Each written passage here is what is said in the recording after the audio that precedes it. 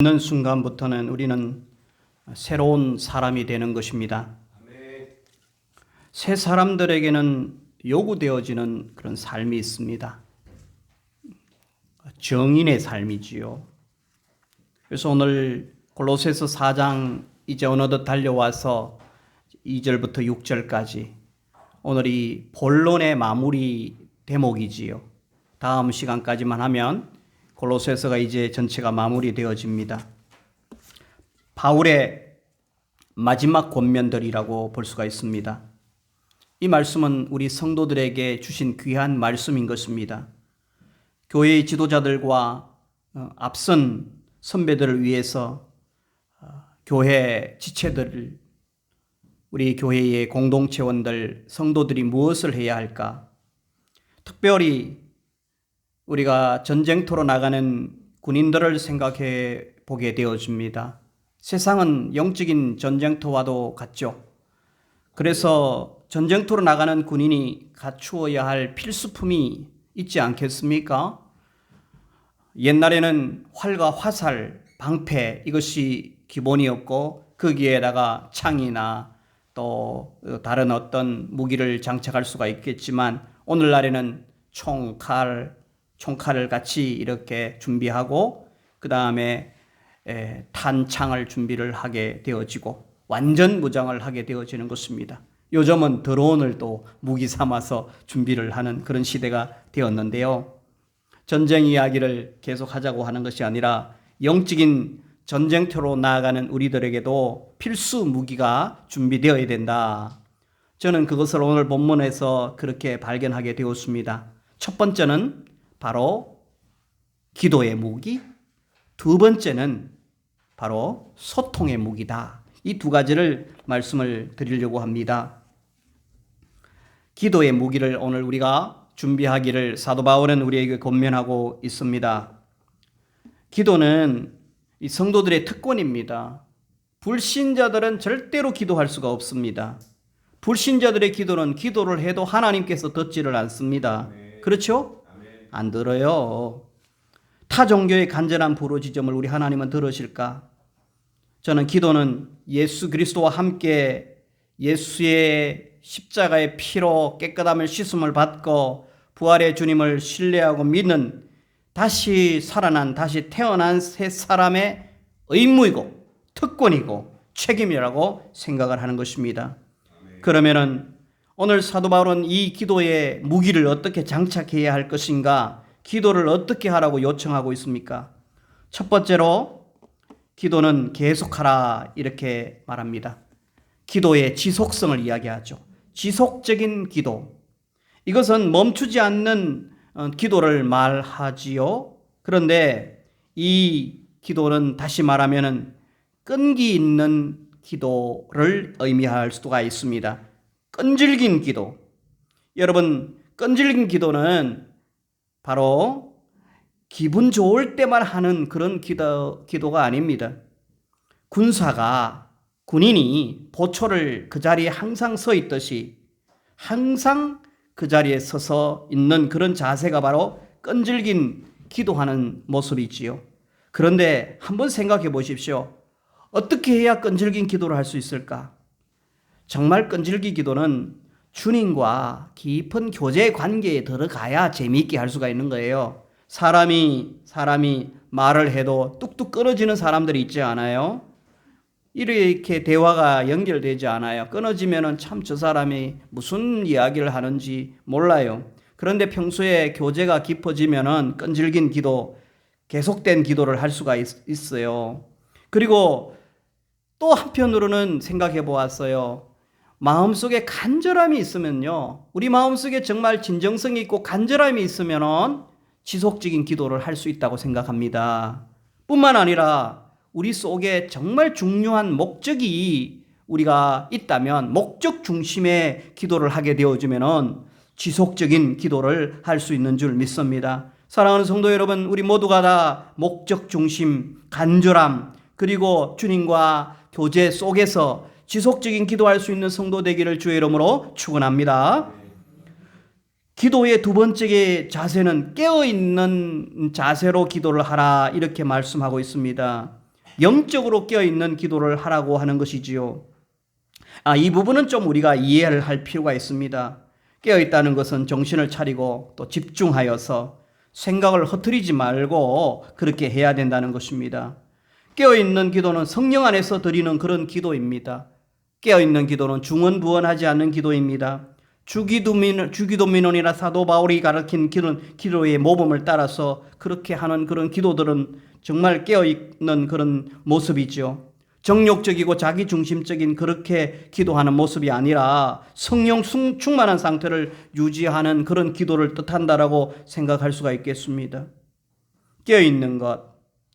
한편으로는 조금 더 깊이 들어가면 영적으로 깨어있는 기도는 영적으로 방종하지 않는 상태에서 기도하는 것을 말합니다. 사람들은 깨어있으라 이 말은 너 영적으로 지금 방황 상태에 있다. 방종 상태를 그만 스탑하고 다시 나와 교제를 맺어서, 또 이 깨어있다는 것은 낙심에 빠지지 않아서 다시 일어나라, 다시 깨어라, 이런 이야기 아니겠습니까? 너 영적으로 우울증에 빠지지 말라. 우리가 잘 알다시피 엘리야는 영적인 싸움을 그렇게 싸우다가도 그렇게 싸우던 그 용장과 같은 1대 850명과의 싸움에서도 이기지 않습니까? 그렇게 기도 잘하다가도 한 번은 한 말 한마디 때문에, 사람 한 사람 때문에, 그 여인 때문에 너무 낙심에 빠져서 그렇게 정신없이 사경을 헤매고 있었던 엘리야를 기억하지 않습니까? 이럴 때에 깨어있으라 이 말은 엘리야야 우울증에서 벗어나거라 이런 말인 줄 믿습니다. 신앙생활을 해도 영적인 우울증에 빠질 수가 있습니다. 낙심이 되어지고 실패하고 또 여러 가지 상황이 겹쳐올 때 우리는 나도 모르게 영적인 공황장애, 영적인 우울증, 죽을 것만 같은 그런 위기 속에 빠질 수가 있습니다. 이럴 때에 주님은 말씀합니다. 기도를 계속하되 깨어라, 깨어있는 기도를 하라. 이런 성도가 되기를 주의 이름으로 축원합니다. 기도할 때에 감사함으로 드리는 기도가 필수다 이야기를 하고 있습니다. 여러분, 감사는 어떻게 해야 가능할까요? 여러 가지 표현할 수 있습니다만은 주님께서 나에게 좋은 것 주실 줄 믿으면 감사가 되는 겁니다. 여러분, 우리 좋으신 하나님 아니십니까? 우리 아버지 아니십니까? 그분과 내 사이의 관계가 돈독하고 신뢰가 있으면, 그래, 나는 아버지 아들이야. 나는 하나님의 자녀야. 하나님은 나에게 좋은 것 주실 줄 믿어. 이러면 밝아요, 관계가. 그죠? 하나님과 나의 이 선이 밝아요. 소통이 되어져요. 그러면은, 그래, 주님은 나에게 좋은 것 주실 거야. 주님, 감사합니다. 당겨서 해버리는 거예요. 주님, 이래 사랑의 교회, 우리 주님이 세우신 교회입니다. 그래서 지금은 보면은 연약하고 부족하지만 밝게 기도하는 거예요. 주님 감사합니다. 채워주실 줄 믿습니다. 우리 성도들이 30명, 50명 그렇게 기도하는 거 반드시 응답될 줄 믿습니다. 그렇게 기도하다 보면은 담임 목사가 전도하기 시작하는 거예요. 그러다 보면 일이 되는 거예요. 할렐루야. 여러분, 그러다 보면은 우리는 숫자에 관계없이 열심히 하다 보면은 하나님께서는 이런 사람 저런 사람을 불러 모아서 이곳이 넘쳐서, 우렁차게 넘쳐서 이곳이 기도의 터가 될 줄 믿습니다. 은혜의 예배 장소가 되실 줄 믿습니다. 그러므로 주실 줄 믿고 기도하면 감사 기도가 되는 겁니다.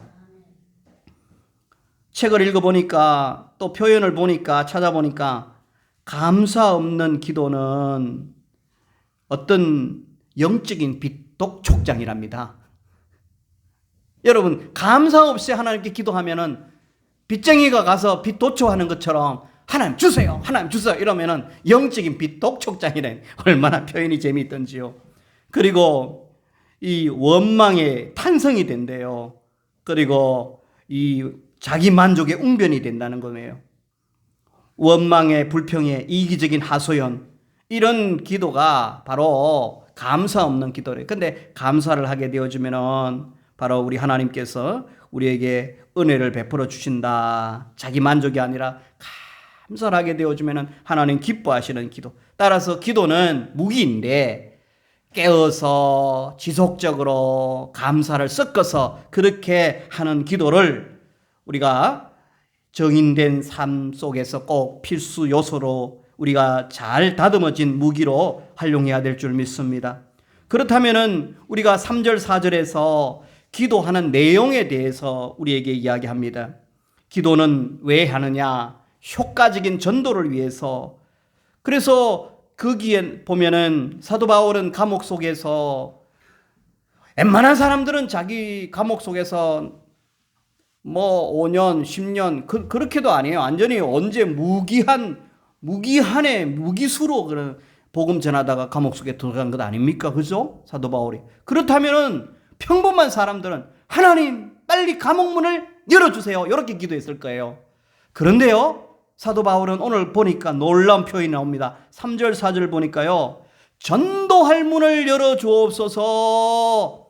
감옥 속에 들어가서 오히려 우리를 위해서 여러분들이 그렇게 깨어서 기도하면, 특별히 목회자를 위해서, 복음 전하는 사람을 위해서, 영적인 성숙한 사람을 위해서, 정인들의 삶을 살기를 원하는 사람, 부활의 주님을 선포하기를 원하는 그런 열정적인 사람들을 위해서 기도하되, 그 기도 내용 하나님 저들 복받게 해주세요. 이게 아니라 사도 바울은 주여 여러분들이여 전도할 문을 열어 주옵소서 이렇게 기도해 주세요.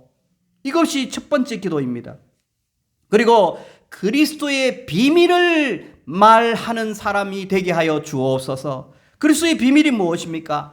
예수님이 우리 죄를 위해서 십자가에 돌아가셨다. 예수님은 부활하셨다. 십자가와 부활 중심의 그 핵심적인 복음의 본질 아닙니까?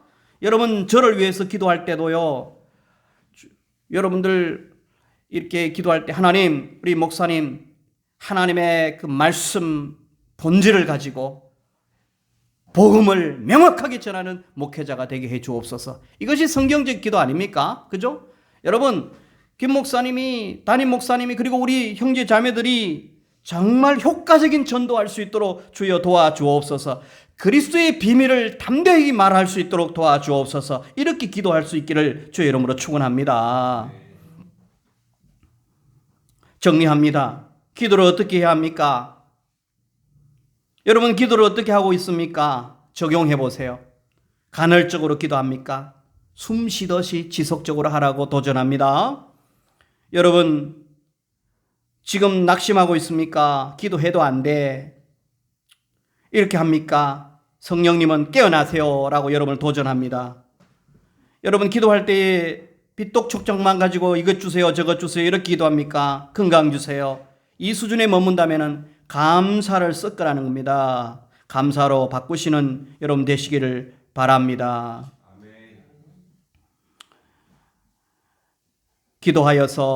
우리가 기도하여서 일터에서 학교에서 전도의 열매를 맺는 정인들이 되시기를 주의 이름으로 축원합니다. 우리들이 모두가 다 복음의 본질을 명확하게 마땅히 선포할 수 있는 성도들이 되었으면 좋겠습니다. 무엇을요? 복음의 본질을 마땅히 때를 얻든지 못 얻든지 나의 일터에서 선포할 수 있는 이런 능력을 구비하는 저와 여러분 되시기를 주의 이름으로 축원합니다. 두 번째로 정인의 삶을 살 때 갖추어야 될 두 번째 무기는 소통의 무기를 갖추어야 된다 이렇게 생각을 합니다. 우리가 4절 5절 한번 말씀을 한번 읽고 다시 시작할까요? 4절 5절 6절 5절 6절이 되겠습니다. 시작. 외인에 대하여는 지혜로 행하여 세월을 아끼라. 너희 말을 항상 은혜 가운데서 소금으로 맛을 낸 것 같이 하라. 그리하면 각 사람에게 마땅히 대답할 것을 알리리라. 여러분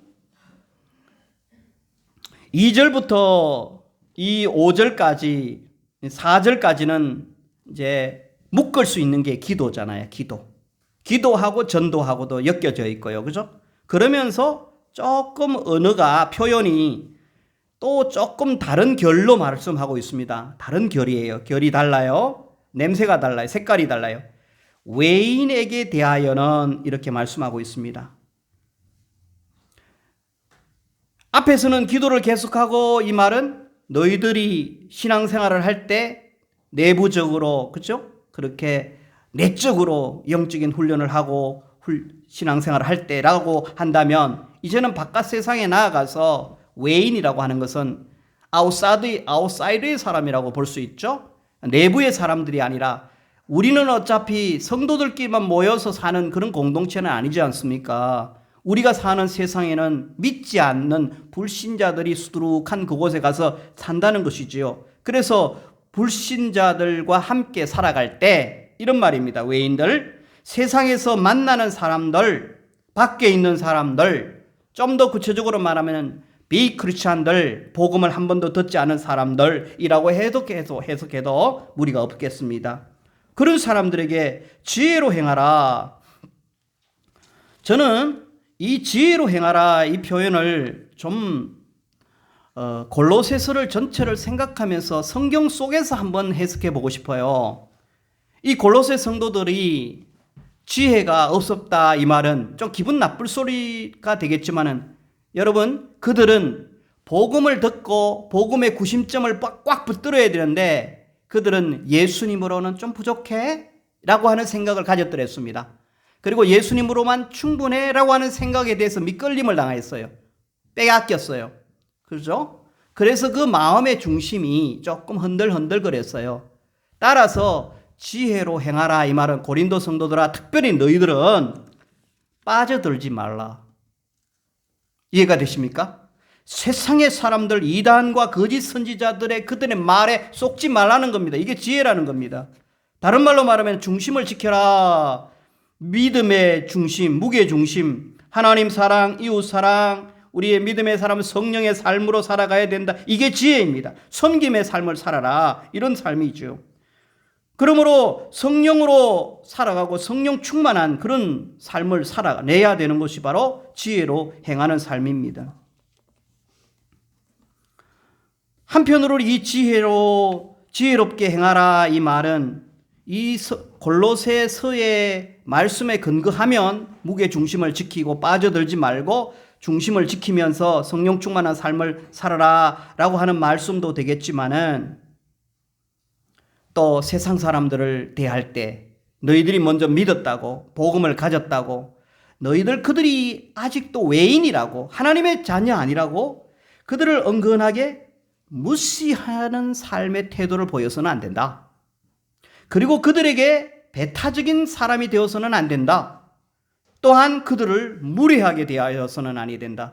하나님 보실 때 너희들은 그리스도인이고 정결한 사람이고 복음의 사람이 있지만 그들은 아직도 복음을 받지 못하고 외인같이 세속적인 삶을 산다 할지라도 성도들이 지혜롭게 살아가는 것은 세상 속에서 그들을 무시하거나 무례하게 하거나 공격적인 태도를 보여서는 안 된다는 것입니다. 오늘 우리 성도님들 이 말씀 꼭 기억하시기를 바랍니다. 중심을 잃지 말고 빠져들지도 말아야 되지만 그들에게 너무 공격적이거나 무례하거나 무시하는 그런 삶의 태도를 우리 모두 그런 가시가 있다면 다 오늘 성령님께서 녹아내려 내릴 수 있도록 성령의 불로 여러분 가슴을 태우시기를 주의 이름으로 축원합니다.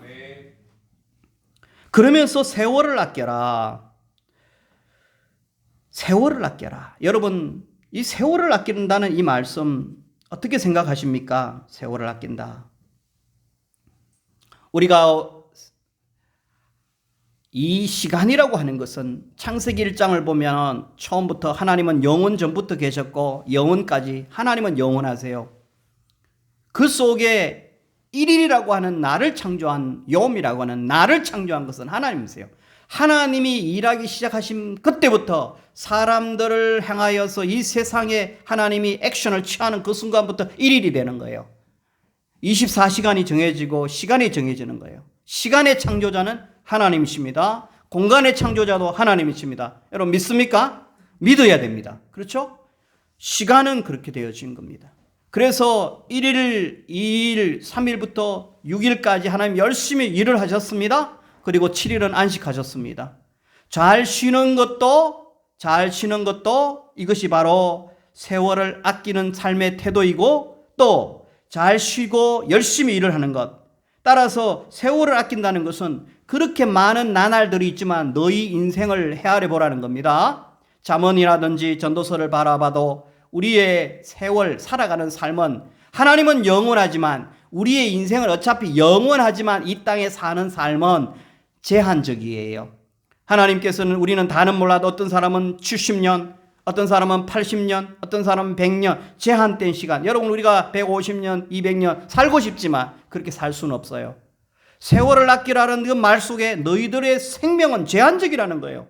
이 땅에 살 수 있는 기회는 계속 주어지지 않는 겁니다. 그래서 기회를 포착하라. 기회를 포착하라. 기회를 꽉 붙들으라는 것입니다. 가는 세월을 꽉 붙드는데 그 상황 속에서 시장에서 물건을 보고는 좋은 물건을 보고는 돈을 딱 지불하고는 딱 낚아채듯이 기회가 오면 포착하는 겁니다. 다시 말씀드리면은 이 일터에서 만나는 사람들에게 시간이 많지 않기 때문에 그 만남 속에서 대화를 함 속에서도 어느 순간에 복음을 전할 수 있는 기회를 포착하라. 이렇게 다시 더 정확하게 해석을 할 수가 있는 줄 믿습니다. 여러분, 세월을 아껴라. 세월을 어떻게 아끼지? 자기가 하는 삶 속에서 가치 있는 삶을 살아가는 거예요. 의미 있는 삶을 사는 거예요. 이것이 지혜로운 삶이고 이것이 세월을 아끼는 것입니다. 자기가 이 땅에 태어나서 일하지 않고 이 땅에 태어나서 아무런 의미 없이 가치 없이 내가 왜 살지? 라고 하는 생각 없이 그렇게 살지 말고 하나님께서 나를 이 땅에 보내신 그 창조 목적, 삶의 목적을 잘 보고는 가치 있게 살아내는 것이 어떻게 보면 지혜로운 삶이고 세월을 아끼는 것입니다. 따라서 영적으로 말하면 지혜롭게 살아라 이퀄 세월을 아끼라, 이 말은 동일한 말입니다.